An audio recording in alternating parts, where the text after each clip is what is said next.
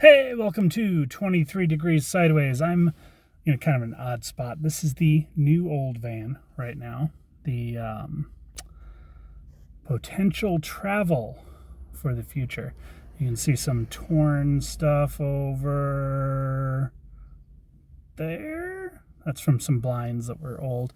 The blinds are kind of an issue with that. This is the old tube TV that's still in there that I bump my head on periodically, so we'll take that out soon. Lots of work going on. We've been doing electrical and fixing the horn and tires and fixing the exhaust canister, fuel vapor canister solenoid something, which is just kind of a weird little emission system that I guess it makes sense when you're dealing with a volatile fuel like gasoline, but it's kind of one of those things that's just kind of messed up. Anyway, I kind of wanted to talk again. Part of this is just me getting through the process of becoming used to doing videos every day. I really like the daily video, or at least every couple of days. I like the momentum that you build. I like being able to just do it and just get out there and talk and stuff. And of course, the topics are wide ranging and, all over the place. I'm dealing with jhanas right now. People are doing jhana. And they're doing this scholarly intellectual exercise kind of thing. And it's just so weird. It's so Buddhist. It's less about doing the enlightenment, experiencing the enlightenment, having. Being's a bad word because it's so dynamic, but there are no words. But it's less about doing the whole experience and more for them, it seems, about doing the conversations and the permissions and the trying to figure out intellectually if they've got this particular meditation down just right so that they can check the box. And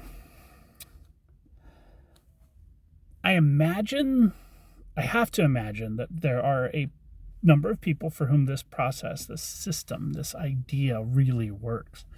And for me, it just doesn't work. It just doesn't work at all. What blew me out of my head, what got me out of the monkey mind, what really fixed it was so wild and crazy and wonderful and different and not worrying about doing it right. And oh man, the just do these things and don't worry about anything was such a wonderful experience.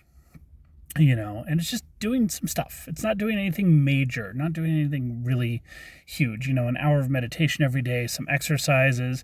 You're dealing with a couple hours a day. And in a couple of weeks, boom, somewhere within a couple of months, it's going to happen for a lot of people. It's a really good system. It doesn't work for everybody. I think it works for more people than allow it to work. I think there's a lot of programming in people that it can't be like that. It can't be that easy. It can't be done, and there is this impulse, and it's in you, and it's in your system. It's in your brain. It's in your mind. It's in your body. It's in your hormones. It's in your behavior training. I don't know, it may go back through multiple lifetime training or indoctrination, but there's this impulse that you really want to share experiences with other people who are teaching you. Like, not just like go out there and be like, yeah, I got it, but really get into being a student more, or seeking permission more, or getting validation, getting that serotonin hit from being told that, yes, you're valuable. And we should all do that for each other. And it's all very wonderful. And there's a pre-conquest consciousness kind of ability to just deal with that that's so totally different. And it's so totally foreign to civilization consciousness. And I think maybe that's where things get a little weird. I think that's where the freedom really, really gets deep. When you start getting into being free of social obligations.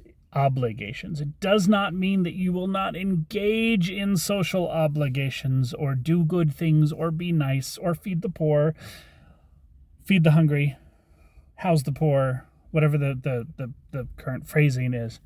It's not that you won't do any of that. It's that you won't do it out of a sense of duty or owed, or this is the path to enlightenment is service to society or anything, because none of that works. That's not how it is. It happens after enlightenment, for the most part, because it does. Just because it does. That's all there is to it. It's not, you don't set it up as this precept or set of high morals that sits above you somewhere. It happens. It's just part of things. Being nice to people is just normal. Being mean to people is just normal too. All right? There's plenty of enlightened bros out there who are cantankerous and somewhat grumpy. Sometimes I'm one of them, because sometimes I'm not into people. Sometimes my alignment of my life with itself is different. Like, these things are just, they're different. Anyway, that's like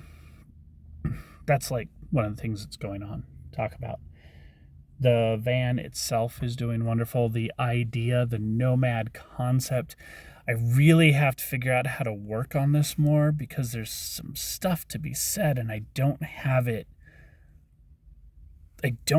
set. Like, I can see it, I can feel it, I can taste it, I can live it, I can experience it.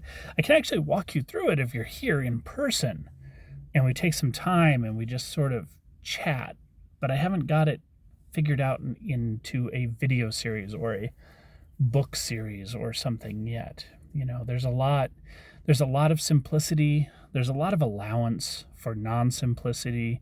Stuff like paper plates. Paper plates are such a little thing, but they're such a big deal.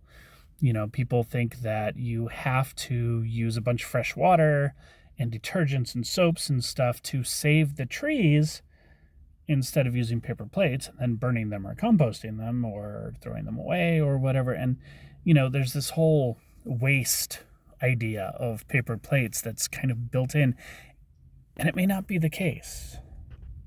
If you want to do a calculus on what's better, I tend to go for the water supply over the paper plates. But in terms of getting yourself a life that has less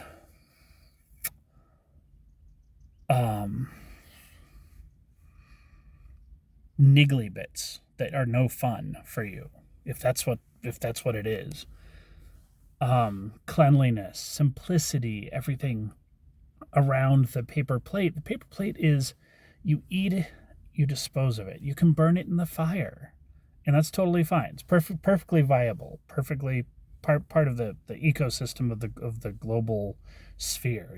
Things burn, things grow, carbon goes up, carbon goes down. If it's compost, or even if it's just regular trash, it's still,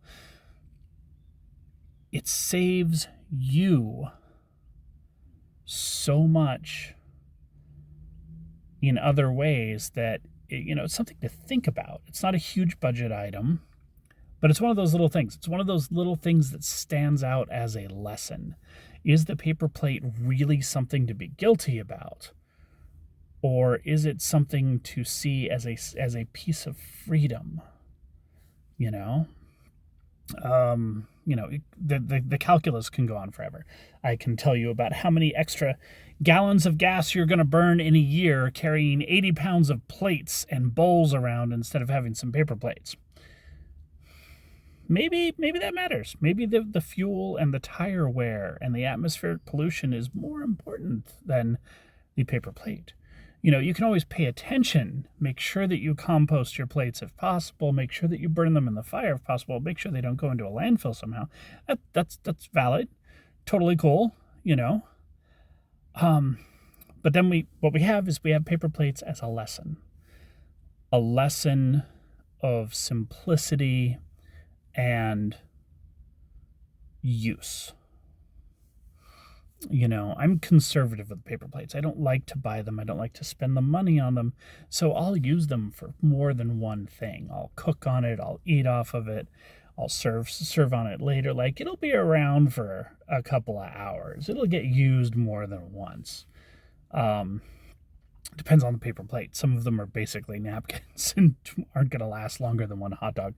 So whatever, but this lesson here is that sometimes the simplicity of letting things go is more helpful than trying to build permanence for the sake of some idea of duty or goodness or morality. Let it go. There's a lot of things in life you just need to let go. And when you eat your food, you eat your salad, and the plate is done, sometimes you just need to let it go. That is freedom. Stay sideways.